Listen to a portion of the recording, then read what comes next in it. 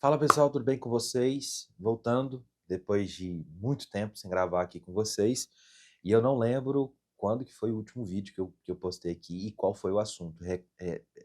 Reconheço que eu não me lembro, tá? Porque eu realmente parei mesmo, mas agora a gente, né, estou retornando. Nesse vídeo de retorno, eu quero compartilhar com vocês um documentário que eu assisti num, alguns dias atrás, finais de semanas atrás, que foi um documentário que é produzido, é uma produção original da HBO Max, é um documentário chamado Escravos da Fé. Desde muito cedo, para quem não manja muito de religião e principalmente para quem não está envolvido dentro do catolicismo, realmente não conhece, não faz a menor ideia de quem do que se trata, né, os arautos do evangelho. Eu sabia mais ou menos do que se tratavam, sabia que era uma galera que tinha ali, sabe, um certo anacronismo, e com esse documentário, além do anacronismo, tem várias outras práticas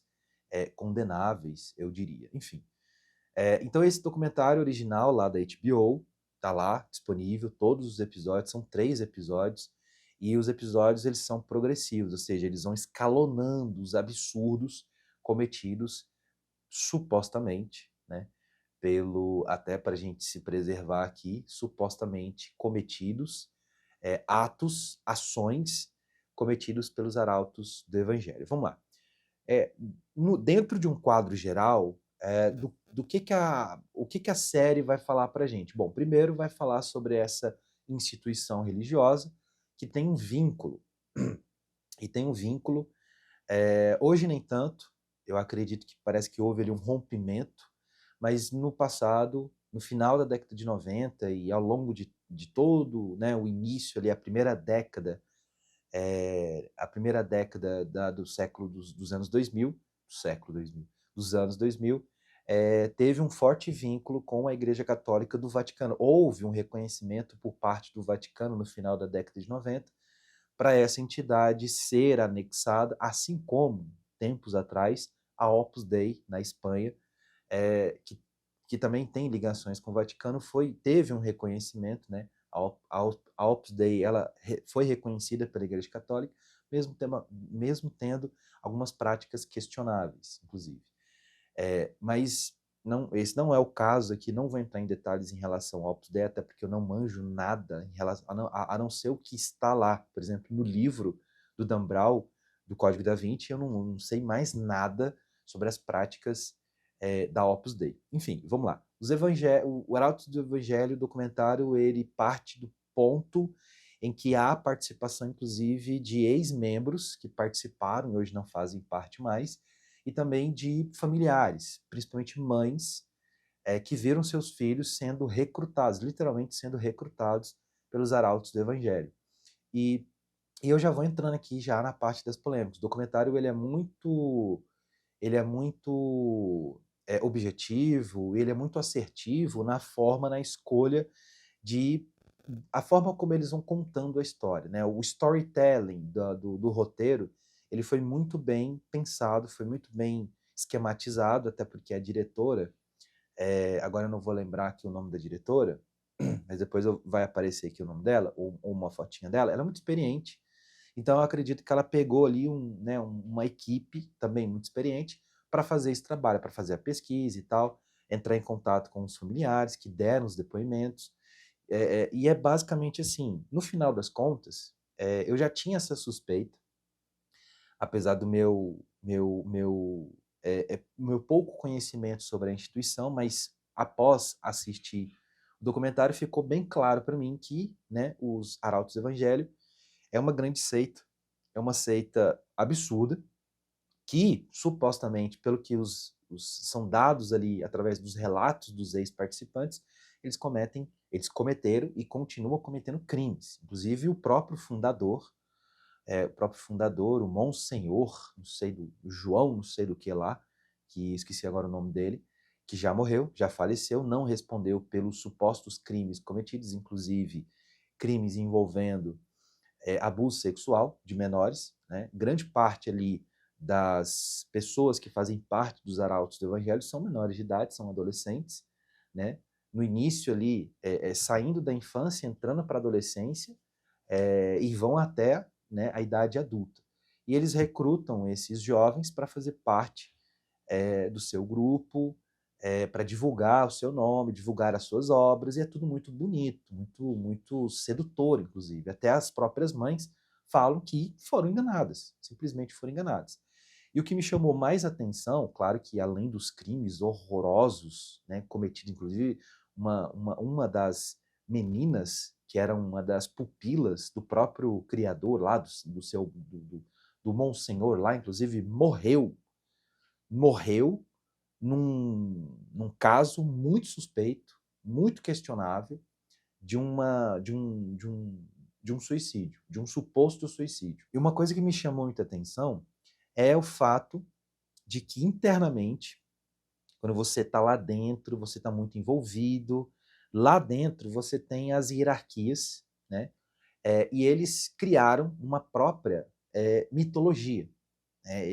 Tem assim uma aura cristã ligada ao catolicismo, né? O catolicismo que é representado pelo Vaticano, tem essa aura cristã, mas internamente, quando você está lá envolvido pelos temas, né, dos arautos do Evangelho, eles criaram uma própria trindade.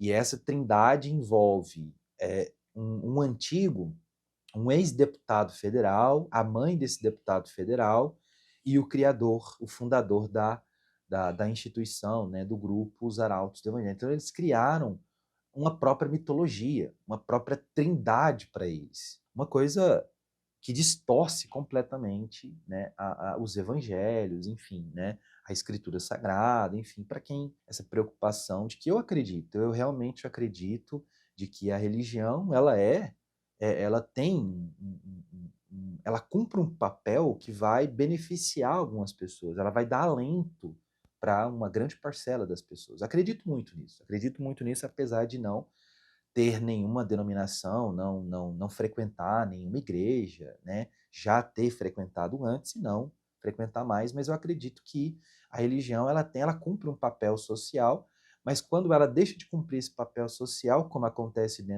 como aparece na série dos Arautos do Evangelho, ela já está cometendo crimes. Assim, é bizarro ver, e na verdade, a instituição ela não foi fechada até hoje, mesmo depois da morte do fundador, porque é um grupo que tem muito poder, é um grupo que, na época que ela foi fundada e durante o processo e até, né, até o momento em que o fundador ele morre, é uma instituição que tem muito poder, que tem muita gente poderosa por trás, e inclusive é uma instituição que consegue angariar fundos e consegue, por exemplo, né, as famílias que aparecem ali, as pessoas que aparecem para dar os seus relatos, aquelas pessoas passarem em um determinado momento por uma espécie de intimidação, eles utilizando os recursos financeiros e processando as pessoas na justiça, né, um assédio jurídico, né, a gente chama isso de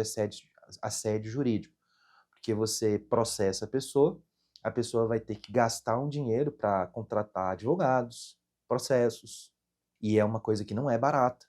Então, meio que eles vão silenciando as vítimas a partir desse poder aquisitivo que eles têm. E isso, veja bem, isso não é uma novidade, isso não é uma exclusividade dos arautos evangélicos, a gente sabe que dentro das igrejas evangélicas existe uma mega instituição dentro das igrejas evangélicas que tem talvez mais ou o mesmo poder político e tem os seus contatos, inclusive, influencia muito ali, né? Ela tem ali um ecossistema que ela vai influenciando essa igreja evangélica, que não preciso citar o nome aqui, é uma igreja evangélica que inclusive tem até um partido político, que tem inclusive um canal de televisão. Então eu não preciso dizer quem é, né? Porque todo mundo sabe do que eu estou falando. Enfim, então esse é o documentário.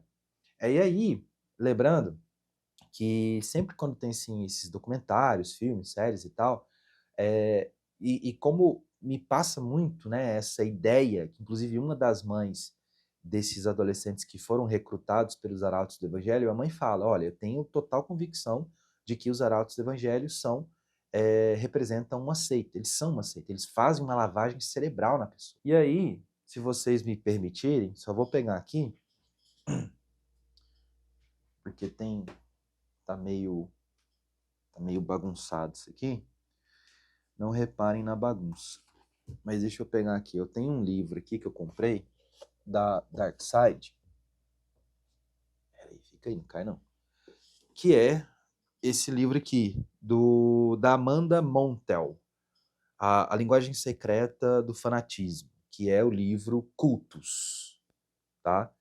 Esse livro aqui, excelente livro, e aí em cada capítulo ela fala de uma seita, um grupo que é classificado como uma seita, e ela vai destrinchando tudo. É um trabalho, não ficção, um trabalho bem assim, detalhado, histórico, jornalístico, de um jeito que eu gosto muito, né? Gosto bastante. E também tem uma série, que agora eu não vou lembrar o nome dela, tem uma série, mas também é um documentário, que tem alguns trechos que parecem uma série, que falam também sobre as principais seitas que já existiram aí na história da humanidade, tal, nos Estados Unidos, na Coreia do Sul, enfim, os seus líderes, né? Fica mais ali concentrado na imagem dos líderes. Então fica aí a dica do documentário e do livro Cultus, da Amanda Montel. Aí, ó, eu tenho muita preguiça para ler, eu não gosto de ler, ou então, por exemplo, o livro é muito caro, e realmente é muito caro, né, os livros da Dark Side. O que você pode fazer? Você pode, eu vou deixar aqui na descrição do vídeo, você pode acessar o vídeo do Normose, canal do YouTube Normose, que ele fez um vídeo, ele fez um trabalho excelente, um trabalho que ele faz a leitura do livro e depois ele faz uma espécie de explanação, né? Ele dá um resumo em alguns minutos falando sobre o conteúdo desse livro, né? E aí ele faz meio que um documentário, um doczinho assim, curtinho, para ensinar você a como identificar os elementos ou as características de uma seita, utilizando como base esse livro aqui, da Amanda Montel. Recomendo demais. E fica aí a dica, espero que você tenha gostado, deixa o like, compartilha, comenta, envia para quem você quiser e nos vemos na próxima. Valeu e até o próximo vídeo.